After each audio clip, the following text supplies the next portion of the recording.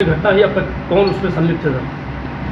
देखिए, दिनांक 10/11 की रात्रि में ये थाना रामपुर मथुरा क्षेत्र में एक बहुत ही जघन्य आपराधिक घटना घटित हुई थी, जिसमें एक ही परिवार के 6 लोगों की हत्या कर दी गई थी। घटना के तत्काल बाद जो मृतक अनुराग के सगे भाई ने अपने आप को एक चश्मदीद गवाह की तरह प्रस्तुत किया और बताया कि उसके सामने ये घटना कारित हुई है और जिसमें परिवार के अन्य लोगों को मारकर अनुराग ने खुद आत्महत्या कर ली है। इसके बाद सायंकाल में ही पोस्टमार्टम के बाद जो तथ्य सामने आए, उससे ये बात स्पष्ट हो गई कि ये एक हत्या का मामला था, जिसमें 6 के 6 लोगों की हत्या की गई थी। उसके बाद पुलिस ने इसको इन्वेस्टिगेट किया है, विभिन्न पहलुओं को अपनी जांच में सम्मिलित करते हुए साक्ष्य एकत्रित किए हैं और जो तथ्य साक्ष्यों के आधार पर सामने आए हैं, उससे मृतक के भाई द्वारा ही ये घटना कारित करना स्पष्ट हुआ है। क्या वजह है? कुछ क्या वजह है?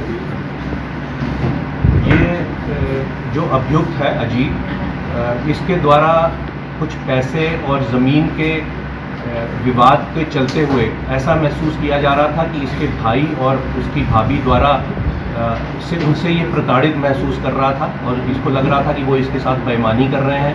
एक 24 लाख का केसीसी लोन भी था जो उन लोगों ने पहले इससे बात की थी, वादा किया था कि वो इसको मिलके चुकाएंगे, जो कि इनके पिताजी के जीवित रहते हुए समय का लोन था, परंतु इनके द्वारा उससे इनकार कर दिया गया। घटना की रात्रि में भी ये एक इमीडिएट रीज़न रहा जिससे शुद्ध होकर इसने इस घटना को अंजाम दिया। कैसे सर सिलसिलेवार अगर बात करें, एक आदमी 6 लोगों की जान लेता है तो कैसे वो करता है? घटनाक्रम क्या रहा? देखिए, घटनाक्रम जैसे मैंने बताया कि जब हत्या के केस की विवेचना शुरू हो गई, जब ये स्पष्ट हो गया कि 6 लोगों की हत्या की गई है, उसके बाद जो ये अपने आप को चश्मदीद गवाह बता रहा था, उससे भी गहनता से पूछताछ की गई, CDR एनालिसिस किए गए, टॉवर डंप एनालिसिस किए गए, जो अन्य रिश्तेदार थे, पड़ोसी थे, गांव के लोग थे, उनसे भी बातचीत की गई, छानबीन की गई। जो प्रदर्श घटनास्थल पर बरामद हुए, जो कुछ दस्तावेज भी बाद में विवेचना में प्राप्त किए गए, उनसे ये स्पष्ट हुआ कि अभियुक्त अजीत द्वारा स्वयं ही इस घटना को कारित किया गया है। जहाँ तक घटनाक्रम का बात है, तो इसने सिलसिलेवार फर्स्ट फ्लोर से शुरू करके पहले अपनी भाभी को इस घटना का अंजाम बनाया, उसके बाद नीचे ग्राउंड फ्लोर पे आके इसकी माँ, जिनको जानकारी हो गई थी, उन पे वार किया, अपने भाई पे वार किया और फिर एक एक करके बाकी बच्चों को भी इसने इस घटना का अंजाम बनाया। जो विस्तृत इसके बयान हैं, उनकी हमने सत्यापन अन्य जो साक्ष्य हैं उनके आधार पे करा लिए हैं और तदनुसार हम आगे विधिक कार्रवाई करें। सर, ये सबको मारने के लिए पहले से ही प्लान अपना एक दिन बना लिया था या फिर कोई साक्ष्य न बचे इसलिए मार दिया सब कुछ लोगों? देखिए, ये पूर्व में ही अपने भाई और खासकर अपनी भाभी से प्रताड़ित महसूस कर रहा था। इसको लगता था कि भाभी भी हैं जो वो भाई को सही निर्णय नहीं लेने दे रही और इसके खिलाफ वो लोग जा रहे हैं। तो इसका जो अब तक विवेचना हुई है, इससे ऐसा लग रहा है कि ये अपने भाई और भाभी को इस घटना का अंजाम बनाना चाहता था, परंतु बाकी लोग जो कि घटना के बारे में जान गए, तो इस कारण से उसको उनके खिलाफ भी इसने ये घटना का है। सर, ये माँ को किस चीज़ से मारा है? देखिए, ये विवेचना के बिंदु हैं, साक्ष्य हैं, उनको अलग से विधिक रूप से औचित्यपूर्ण नहीं होगा कि उसको एक एक चीज़ को यहाँ पे साक्ष्य को प्रस्तुत किया जाए, परंतु हमारे पास पर्याप्त साक्ष्य आ गया है जिसको हम न्यायालय में प्रस्तुत कर रहे हैं। सर, पत्नी की क्या भूमिका रही इसमें? क्या कुछ ऐसी भूमिका मिली? देखिए, इसकी पत्नी और अन्य रिश्तेदारों, उन सबकी भूमिका के संबंध में गहराई से छानबीन की गई थी, जांच की गई थी। उनकी लोकेशंस क्या रही हैं, क्या उनकी वार्ता हुई है, क्या जानकारी उनको थी, उस संबंध में विस्तृत विवेचना की गई है, परंतु अब तक की विवेचना से किसी अन्य रिश्तेदार का इसमें रोल नहीं आया। और इस घटना में सर कितने लोग और लोग शामिल हैं? एक ही के द्वारा घटना की गई कि और लोग भी इसमें शामिल हैं? जैसा कि मैंने बताया कि जो अब तक विवेचना की गई, जो साक्ष्य एकत्रित किए गए हैं, जो तथ्य सामने आए हैं, जो प्रदर्श भी हमें घटनास्थल से मिले और जो इसके द्वारा गहनता से जब अभियुक्त अजीत से पूछताछ की गई, जो वक्तव्य इसने दिया, जो चीज़ें इसने बताई, उनका जब सत्यापन किया गया, तो इसी के घटना में सम्मिलित होने का स्पष्ट प्रमाण हमारे सामने आया है। अन्य किसी के भी शामिल होने का जिस तरह से घटनाक्रम हुआ है, जिस तरह से शूट किया गया हुआ है, उससे तो लग रहा है कि किसी शार्प शूटर के शामिल होने की बात है।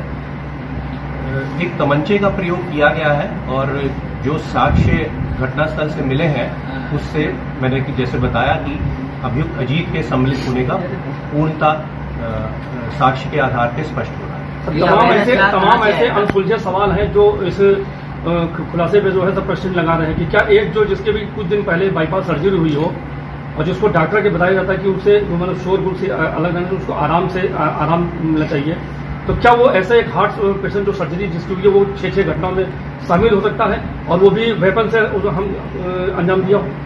देखिए, वो बहुत समय से जैसे मैंने बताया प्रताड़ित महसूस कर रहा था और उस रात को भी एक इमीडिएट रीजन उसके पास भी रहा, ये भी हमारे सामने आया है। और जो भी एविडेंसेस घटनास्थल से प्राप्त हुई और जो और छानबीन की गई उससे मैंने बताया कि पर्याप्त साक्ष्य हमारे पास में थी, उसके द्वारा ये घटना को कारित किया गया। ये अवैध असलाह जो इसमें प्रयोग किया गया उसके द्वारा, ये इसके संबंध में कुछ आपने जानकारी ली, कहाँ से उसके पास आया? हाँ, उसके बारे में छानबीन की गई है।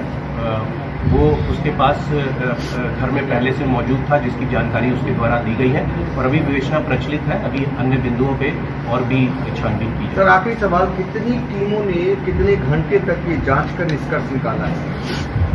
देखिए, ये 10-11 की रात्रि में घटना कारित की गई थी, जिसकी सूचना पुलिस को 11 सुबह प्राप्त हुई थी और फिर सायंकाल तक पोस्टमार्टम होते हुए और रात्रि में देर रात्रि में रिपोर्ट आते हुए स्पष्ट हो गया था कि ये हत्या की एक घटना है।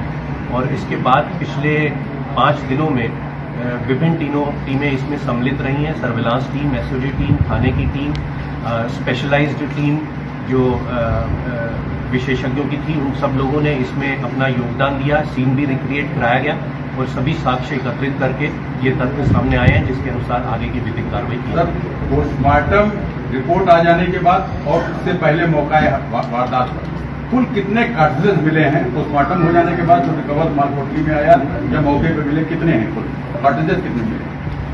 देखिए, जो प्रेस नोट में आपको ये डिटेल दे दी है, इसमें 4 खोखे जो हैं वो घटनास्थल के विभिन्न स्थानों से मिले थे और साथ ही में एक खोखा जो कि तमंचे के अंदर फंसा हुआ था, वो था। अगर आप ये वीडियो YouTube पर देख रहे हैं तो हमारे चैनल को सब्सक्राइब करें और बेल आइकन को दबाना ना भूलें। अगर आप Facebook पर ये वीडियो देख रहे हैं तो हमारे पेज को लाइक करें।